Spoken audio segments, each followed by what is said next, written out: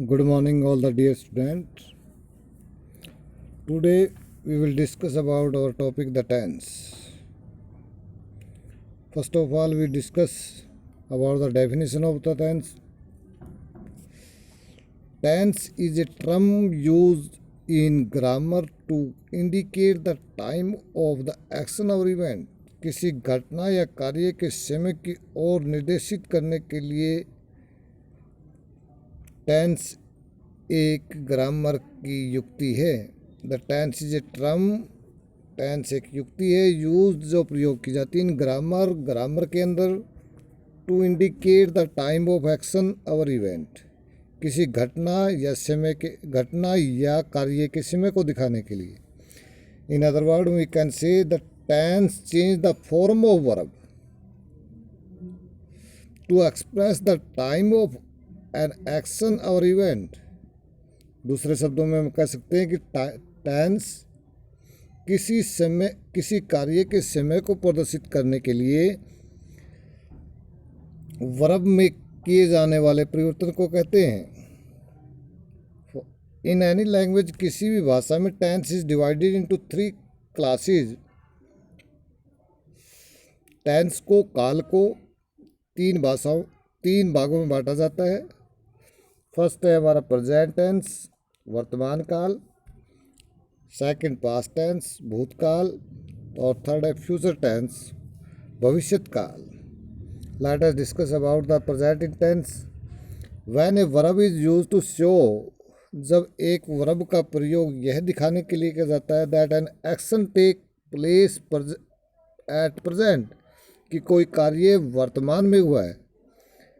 It is known as present tense, उसे हम वर्तमान काल कहते हैं, प्रेजेंट टेंस कहते हैं। For example, he speak English well, वह अच्छी तरह से अंग्रेजी बोलते हैं, वर्तमान की बात है।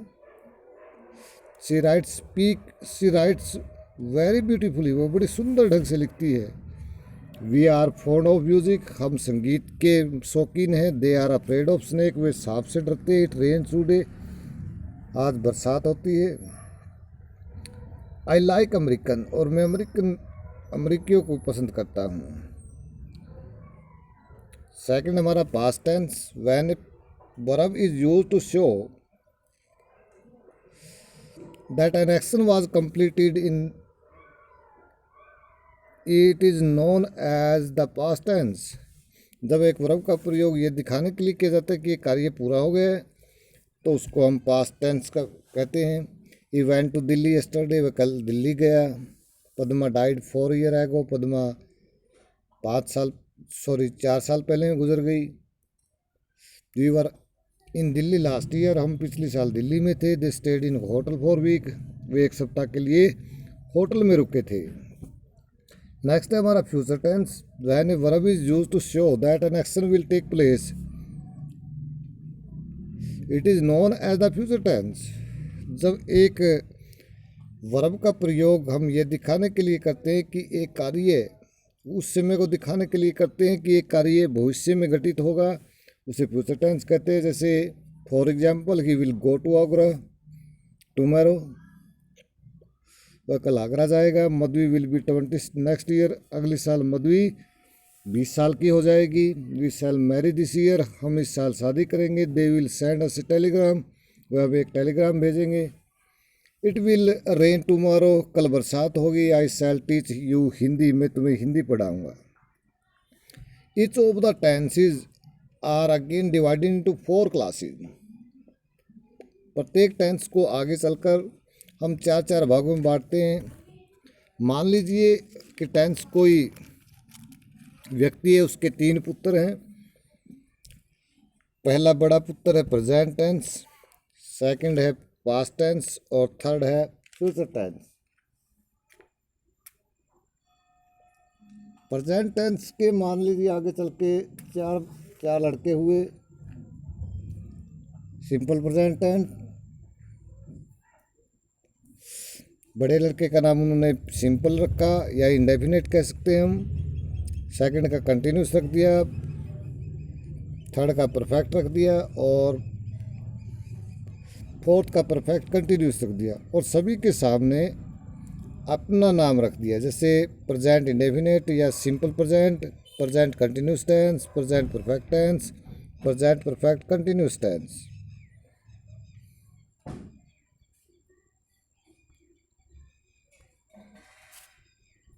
नेक्स्ट पास्ट के भी वही 4 लड़के हुए और सभी का उन्होंने भी सेम नाम रख दिया, लेकिन पहचान करने के लिए प्रत्येक टेंस के आगे उन्होंने पास्ट शब्द लगा दिया। इसी तरह फ्यूचर ने भी फ्यूचर टेंस के भी 4 लड़के हुए, future tense, continuous tense, perfect tense, perfect continuous tense, और अपनी पुत्रों की अलग से पहचान करने के लिए उन्होंने भी सभी पुत्रों के नाम के आगे फ्यूचर शब्द का प्रयोग किया। Let us now discuss how various tenses are formed and use. अब देखते हैं फॉर्मेशन ऑफ टेंसेज। सब आज हम डिस्कस करेंगे सिंपल प्रेजेंट टेंस के बारे में। When a tense is used to show the present tense, जब एक टेंस का प्रयोग वर्तमान काल दिखाने के लिए किया जाता है, it is known as the simple present tense, तो उसे हम सिंपल प्रेजेंट टेंस कहते हैं। Formation of the tense is form with the base form of verb. For example से हम समझेंगे स्ट्रक्चर इसका। पहला, ही स्पीक इंग्लिश वेल। अब देखिए यहाँ पर वर्ब के साथ उन्होंने एस लगाया है, तो स्ट्रक्चर इसका बनता है हमारा सब्जेक्ट सबसे पहले लिखा जाता है, जैसे इस सेंटेंस में ही है, उसके बाद वर्ब की फर्स्ट फॉर्म का यूज़ किया जाता है, जैसे स्पीक वर्ब की फर्स्ट फॉर्म का प्रयोग किया गया है, और फर्स्ट फॉर्म के साथ एस या ई एस लगाया जाता है यदि सब्जेक्ट एक वचन होता है, सिंगुलर होता है, और singular subject he, she, it या किसी भी singular name of a person, place और thing is called singular subject. So he speak English well, वह अंग्रेजी अच्छी तरह से बोलता है। तो यहाँ पर एस लगाया हमने। सी भी सिंगुलर सब्जेक्ट है, इसलिए राइट के एस या ई एस लगाया है। इट भी सिंगुलर सब्जेक्ट है, इसलिए रेन के एस लगाया है। तो हम कह सकते हैं कि सिंपल सेंटेंस में सबसे पहले सब्जेक्ट लिखा जाता है, फिर वर्ब के साथ एस या ई एस लगाया जाता है, और उसके बाद ऑब्जेक्ट लिखा जाता है। लेकिन वर्ब के साथ एस या ई एस थर्ड पर्सन एक वचन के साथ लगाया जाता है, जैसे ही, सी, इट, ये तीनों थर्ड पर्सन है। इसी प्रकार आगे चलते हैं हम प्लूरल सब्जेक्ट के साथ। प्लूरल सब्जेक्ट में केवल वर्ब की फर्स्ट फॉर्म का प्रयोग किया जाता है, जैसे लाइक, यहाँ पर वर्ब की फर्स्ट फॉर्म प्रयोग की गई है। वी लाइक टॉकिंग, तो वी यहाँ पर प्लूरल सब्जेक्ट है, इसलिए वर्ब की first form.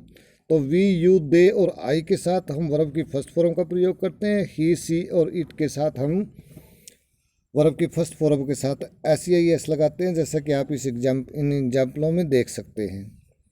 Next, interrogative sentence कैसे बनाते हैं। इंटेरोगेटिव सेंटेंस में डू या डज को हम पहले लिखते हैं, उसके बाद सब्जेक्ट लिखते हैं, उसके बाद वर्ब लिखी जाती है, और उसके बाद ऑब्जेक्ट, और लास्ट में इंटेरोगेटिव साइन लगाया जाता है। रूल वही रहेगा एस या ई एस वाला। यदि ही, सी, इट सब्जेक्ट है तो डज का प्रयोग करते हैं। वी, यू, दे और आई के साथ हम डू का प्रयोग करते हैं। Do we like talking, do you stop here, do they believe in God, do I hope to see you again. तो इंटेरोगेटिव सेंटेंस में हम डू या डज का प्रयोग स्टार्ट में करते हैं, परंतु ही, सी, इट के साथ हम डज का प्रयोग करते हैं। डू, वी, यू, दे के साथ हम डू का प्रयोग करते हैं। अगर सेंटेंस नेगेटिव बनाना है तो डू या डज को हम सब्जेक्ट के बाद लगाकर नोट लिख देते हैं। Let us discuss about the use of present simple tense. First, present simple tense का प्रयोग है to express a habitual action, एक आदत वाला कार्य जो हमारी आदत है हर रोज़ की, उसके लिए हम प्रेजेंट इंडेफिनिट टेंस यानी वर्ब की फर्स्ट फॉर्म का प्रयोग करते हैं। जैसे Madhvi gets up early in the morning, Madhvi सुबह जल्दी उठती है, ये उसकी आदत है, इसलिए गेट के वर्ब की फर्स्ट फॉर्म प्रयोग की है। और मधवी सिंगुलर सब्जेक्ट है, इसलिए यहाँ पर एस या ई एस का प्रयोग हमने किया है। Ramaiah returns from college at 6, Ramya 6 बजे कॉलेज से लौटती है। यहाँ पर रिटर्न के साथ हमने एस लगाया है क्योंकि ये सिंगुलर सब्जेक्ट है। नेक्स्ट है हमारा टू एक्सप्रेस जनरल ट्रूथ, सामान्य सच्चाई, या हम कह सकते हैं इसको यूनिवर्सल ट्रूथ भी कह देते हैं।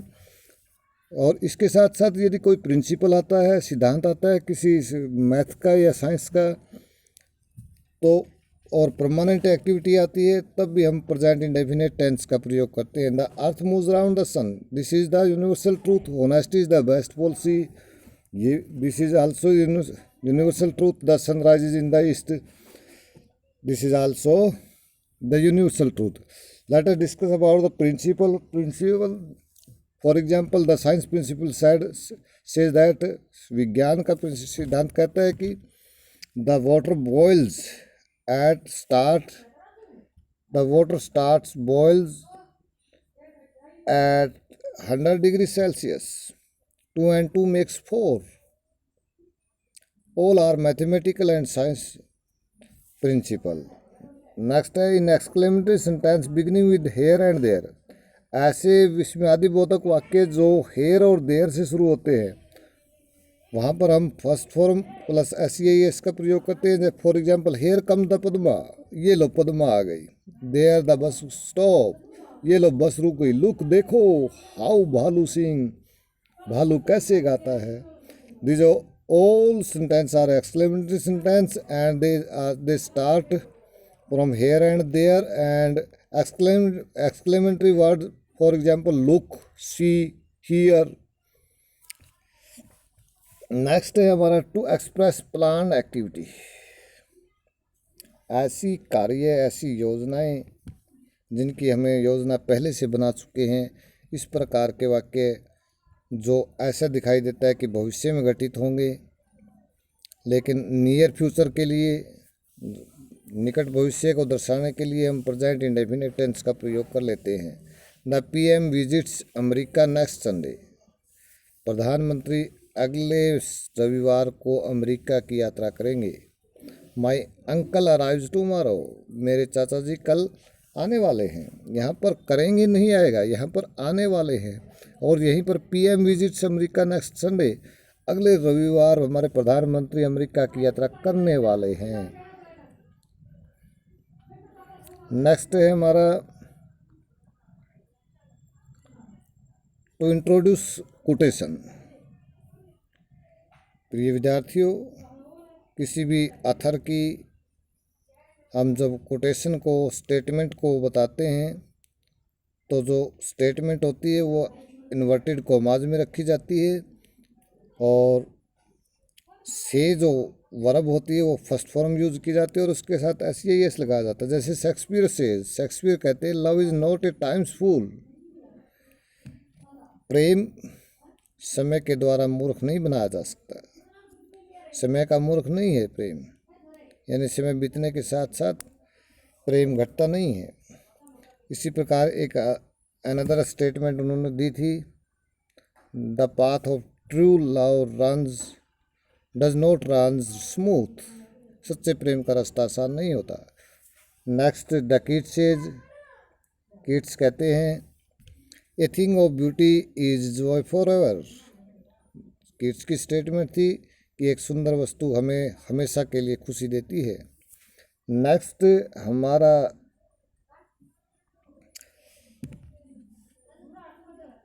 यूज है for live commentary of game, play और फंक्शन। किसी कार्यक्रम, किसी नाटक या किसी खेल का जब हम आंखों देखा हाल वर्णन करते हैं, तो इन सभी लाइव कमेंट्री के अंदर हम प्रेजेंट इंडेफिनिट टेंस यानी वर्ब की फर्स्ट फॉर्म का प्रयोग करते हैं।